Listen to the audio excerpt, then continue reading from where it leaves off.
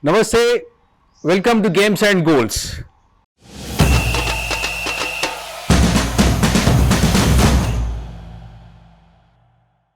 We have with us Conor Sharkey, Irish journalist who has authored the biography of our own M.V. Narasimha Rao, Bobji, and popularly known as Bobby Rao in Ireland. India to Ireland, a love story, a wonderful biography of our hero. And let's talk to Conor Sharkey about the book and the efforts he made and what prompted him to write this wonderful book. Hi Conor. Namaste. Namaste. Thanks for your time.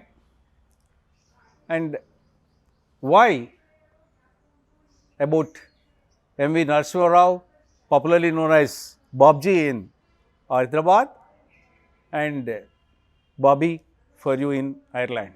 Yeah, known to us only as Bobby. Okay. But I've known Bobby a long time.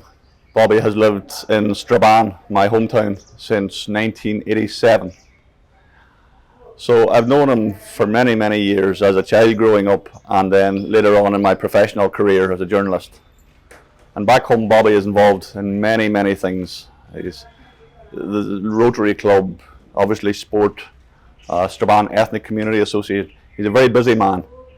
So as a local journalist, Bobby was in my office every week, if not every day, with something, with a photograph, with a story, with something that he wanted published. And I began to realise that there was more to Bobby than just a cricketer. Okay. As we got talking, and I started to realise there might be a book in this gentleman. Okay. So I put it to him one day, Bob, what do you think? Okay. And he said, let me talk it over with Josephine. And much to my delight, he came back and said, yes, let's write a book. This is India and Ireland, a love story. But this is about two continents, two cultures, and the underlying current is cricket. And during our interactions, you said that cricket was not that amusing or interesting to you. But how do you write, or how do you write about Bobby as a cricketer? And the narrative seems to be very lucid and straight from the heart. Yeah, it's a good question. How does someone with no cricketing background write about someone whose life is about cricket? Yeah. So where do you start? Well, I had to go and think about where do I start? And it occurred to me that while cricket is Bobby's life is not cricket. It is much more than that. And because of my lack of knowledge of cricket, I had to separate the man from the sport. So I had to go right back, strip it right back, and work out who Bobby was. Obviously he was a cricketer, but there was so many more components to him. And as you read from the book, while there's a lot of cricket in it, it's also quite free of cricket in many ways, because there's a big focus on the other aspects of his life. But for me, it was also a huge learning curve, because all of a sudden I had to learn about cricket. We started this book almost 3 years ago now, when I was 43, with no cricketing knowledge. So for me, it was a case of sitting down with Bobby and him coaching me, really, about cricket. No, this is something amazing. You know, Bobby has coached youngsters and even other cricketers, but you know, coaching an author is something unheard of. Yeah, yeah. But that's what happened, because I was so bereft of any knowledge, and Bobby would often get annoyed because he would say to me, you know, silly point, and I'm going, I don't know what that is.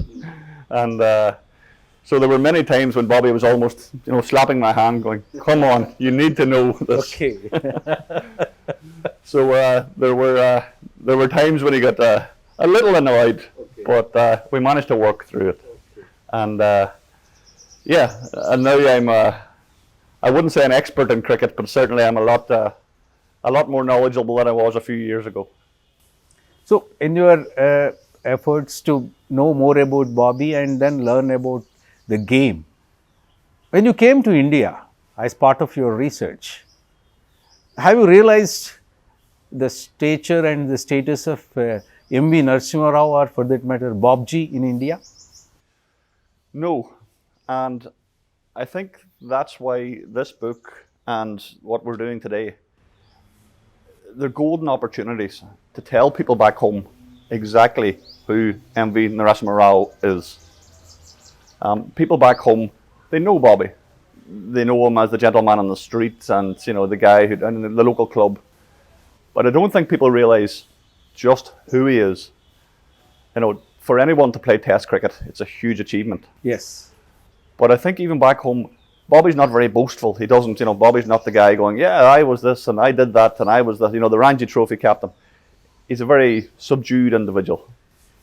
And so not a lot of people back home will know just the sort of icon that he is here in Hyderabad and probably in wider India as well.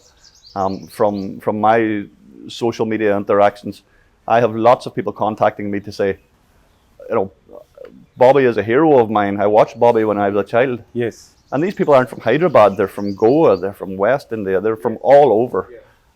So for me, it was a great opportunity to tell that story. And I suppose the reverse of that was that I was able to tell Bobby's Irish story to the people here. So now, if we are, if you want me to put it this way, he was giant in Hyderabad, and going by your book, he was very gentle in Ireland. So, for us, he always remains that towering personality as far as Hyderabad cricket is concerned. But he was very instrumental in bringing Ireland cricket to a different level and a great status altogether. So, how do you look at his contribution to Irish cricket? Well, as you may know, Ireland achieved Test status, and I think it was 2017 or 18. And that was after a long, long number of years of trying to get to that level. But to go right back, you have to go back to the early 1990s when Mike Hendrick, the English cricketer, he became the first professional coach that Ireland ever had. Before that, it was a very amateur game. We didn't play many games, and it wasn't a high-profile sport in Ireland. Back home, we play soccer and we play Gaelic. Cricket's a minority sport. So when Ireland decided that, right, we need to improve our cricketing stature on the world stage, they appointed Mike Hendrick. And Mike moved to Ireland, and he asked around, and he says, "I need a number two, I need a wingman. Who would be good? Who would be the person for me? Who would be able to tell me how we move this forward?" And he asked clubs, he asked influential figures, and so many of them says, "You need to speak to Bobby Rao. He is the man." And Mike did. Mike turned up at Bobby's door one day in Strabane, just knocked on his front door. "Hello, I'm Mike Hendrick. Would you like to?" And of course Bobby says yes. Bobby's, I think if, Bobby's just cricket through and through, through to his bones. So of course he says yes, let's do this. Mm-hmm. And they did. Now their task wasn't easy because there wasn't a lot of money. It was quite difficult. And there wasn't huge support there. But between them, they started working out, right, who are the good players? They started putting in place a youth structure so they could bring players through. It's all the things that Bobby did here with St. John's Academy. He transferred those skills and that knowledge and that expertise to Ireland. And between him and Mike Hendrick, they laid the groundwork for what happened at Malahide 5 years ago. when all those players, and it's an incredible statistic, Ireland's first ever test team, the players that stepped out that day onto the pitch against Pakistan, 9 of them were coached by Bobby. That's just... I mean, that's a wonderful thing to talk about. And for that matter, as a journalist, you have seen those turbulent times also. Ireland as a nation faced 80s, 90s. And for Bobby, there was this young family to take care of also. He was not the celebrity cricketer of India there, but a young man trying to take care of his family, at the same time trying to do something for cricket, to develop cricket in Ireland. So, how do you look at that particular phase of Bobby's life? Because that is where the entire core of his, life story lies. Yeah. I suppose if we look back to... Bobby first came to Ireland, to Strabane, in 1980 or 81, one of those. And at that stage, Ireland was deep in conflict. There was a war raging. And the Troubles broke out, the Troubles as they're known, broke out in 1969. So they were only 12 years in, it was, and it was very heavy. So for someone like Bobby, it would have been much easier to say, no, I'm not going. It is a crazy place. There are bombs, they're killing each other, there's too much anger, there's too much going on. He didn't. And Bobby came to Ireland at a very turbulent time. And you're right. Over the years, obviously when he moved to Strabane, he met Josephine. And then within a few years, they had a child, and then a second child, and a third child. And the very easy thing would have been to say, let's go back to Hyderabad, where Bobby would have enjoyed all the trappings of stardom. Yeah. When Bobby moved to Ireland, he wasn't a celebrated cricketer, you're right. Bobby had to find work in a bar, in a pub. Right. Bobby became manager of a pub. So when you consider a test star, and all that goes with it here in India, and suddenly here he is behind the bar pouring pints and serving customers. Well, not necessarily a fall from grace. It was certainly a different life. It was very different to what he was used to. We can never imagine our own test cricketers serving in bars. Yeah. No way. Yeah. But Bobby realised that he was there as a coach, but you only coach at certain times of the year. The other times, he still had to make money. He had to support his family. So Bobby, being himself, without the airs and the graces or the, I'm a celebrity. That's not Bobby. Bobby says, I will do anything for my family. So he took a job that was offered to him, and he collected his wage every week, and he went and he paid his bills, and he put petrol in his car so he could take his children to school. It was, it's an incredible sort of, comparison between the two continents and the two countries. On one hand, he has apparently faced discrimination. On the other, this passion for cricket has actually made him to bring communities together, because some parts of Irish society which was very conservative, cricket was a strict no to them. So how do you look at this balancing act of Bobby? Yeah, I suppose Bobby was in the unique position because the communities were divided. Catholic, Protestant, Nationalist, Unionist, whatever way you want to look at it. Bobby was in the middle because he was neither. He didn't take a side. He didn't have to take a side. He wasn't expected to. He was standing going, no, I'm here to play sport and to play cricket. So Bobby was able to go out to both sides on the conflict and say to them, come on. Now, you're right in that one side would have says, it's a very English sport. We don't play cricket here. We play Gaelic football. We play hurley. We play Irish sports. Right. But as Bobby said to them, cricket has given me so much. I have travelled the world why would you deny your children the same opportunities that I have had over some, political point? And I think that struck a chord with people. And when they listened to him, they thought about it and they go, yeah, why would we not play a sport that possibly our children could grow up to be stars? They could be, the next, we'll say, Lakshman, or as we have now, Owen Morgan or Boyd Rankin or William Porterfield. These great stars that we have now.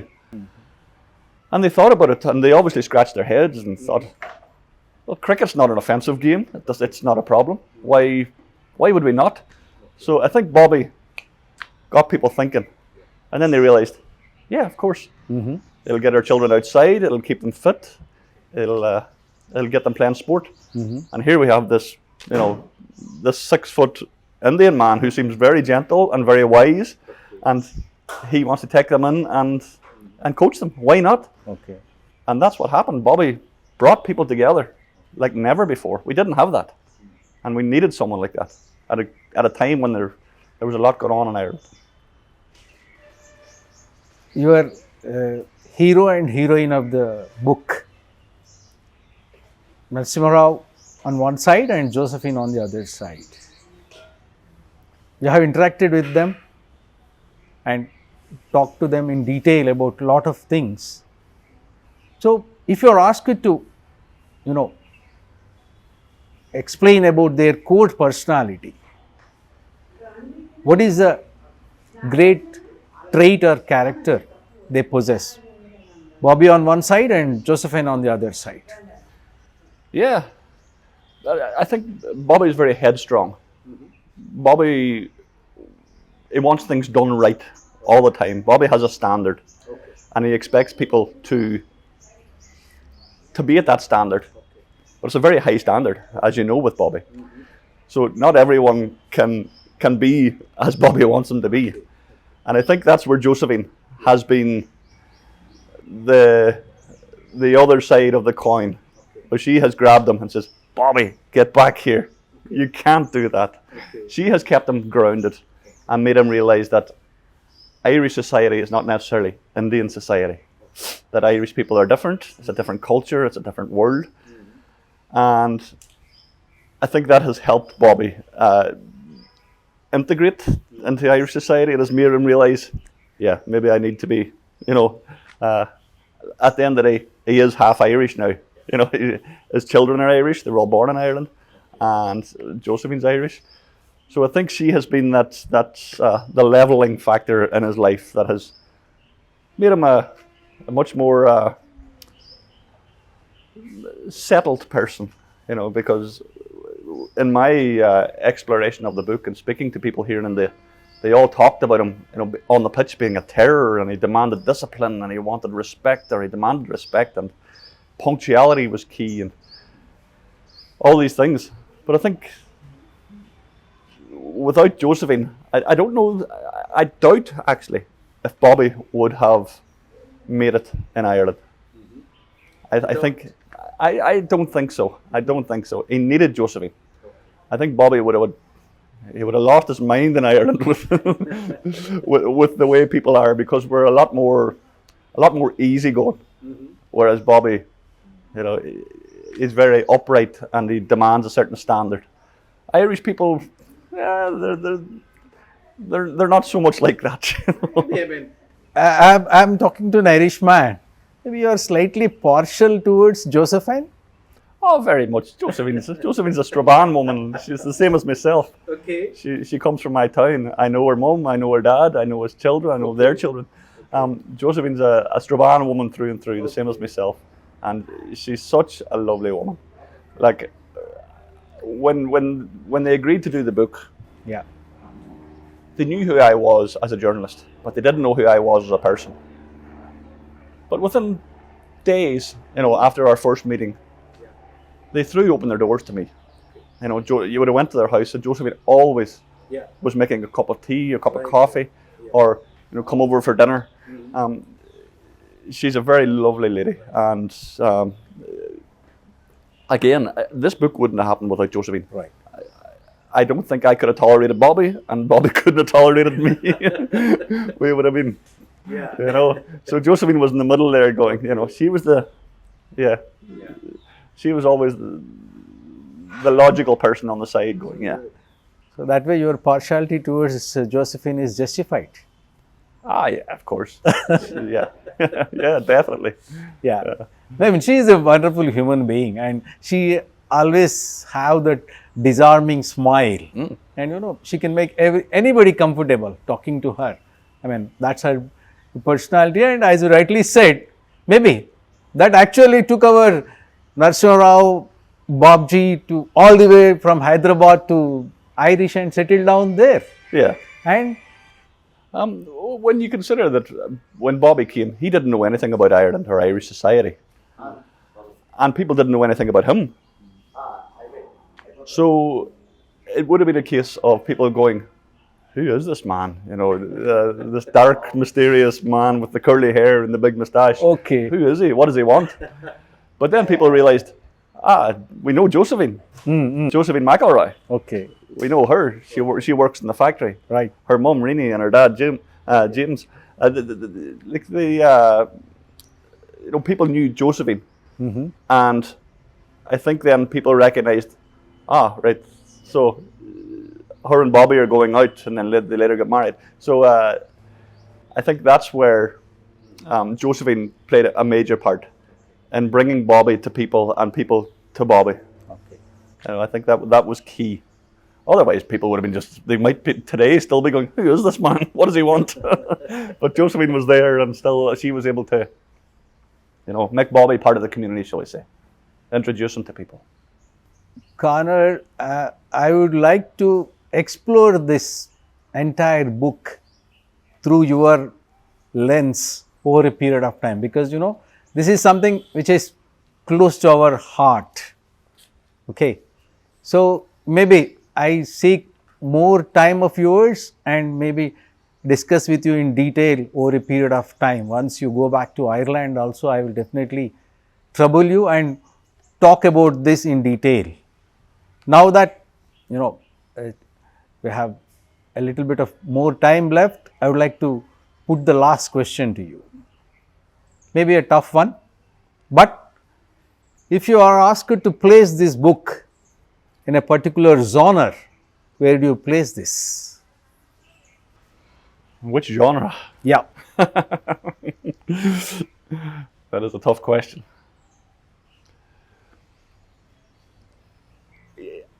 It's not a sports book. Okay.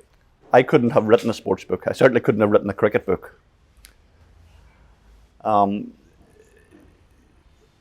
It's a biography, obviously. It's a story of two continents, of two cultures, as you said. It says in the title, a love story. Do we put it in the romance section? I don't know. I will let the booksellers decide where it should go. Maybe it goes in, I don't know. When you read it, it could be a work of fiction. So maybe it should go there. It could go in any genre. I don't think it should be pigeonholed.